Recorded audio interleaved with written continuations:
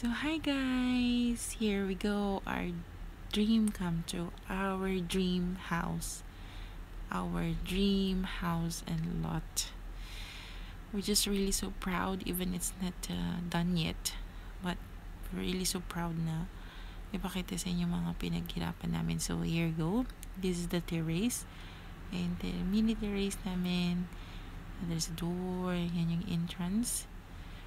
And yan yung malit lang namin na sala here, and that is the 2 rooms. Yan yung isa. Yes, open. Yeah. And yan yung pangalawa. I know it's a bit messy because nandyan yung mga gamit namin na pinakargo from here, Abu Dhabi to Filipinas. And that's our mini kitchen. I love my tiles, you know, the black leaves. Yan, may mga konting gamit na rin dahil natulog kami dito ng I think 1 week bago ako balik dito sa abroad. And that is the toilet, common toilet. Yan, nilababo na rin, and the shower, and the bowl with bidet.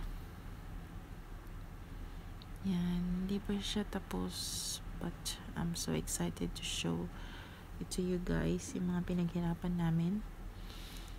And that is my room, our room. That is the door, and I have my own toilet inside my room. Yan, attached bathroom kasi yan talaga request ko. And that's the lavabo, and the toilet bowl with bidet, and the shower. I love my shower, by the way. Yeah.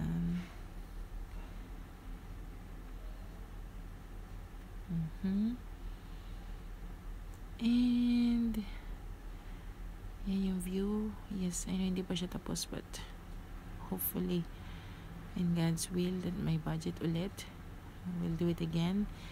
And yan yung pinakaharap, hindi pa siya tapos. I miss my house, by the way.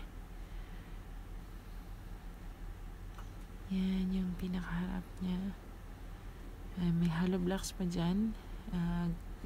Gagawin pa yung dirty kitchen namin, hopefully. Yan yung pinaka view niya. Hindi pa ilalagay actually lahat ng ilaw niya, but yan yung pinaka view na paggabi. Ayan, tinanim ng asawa ko ng mga bananas and papaya. Yan yung way na papunta sa mini farm na nabili din namin. Yan yung pinakagilid niya. So that's it for now, the update for our house. So we'll see you again.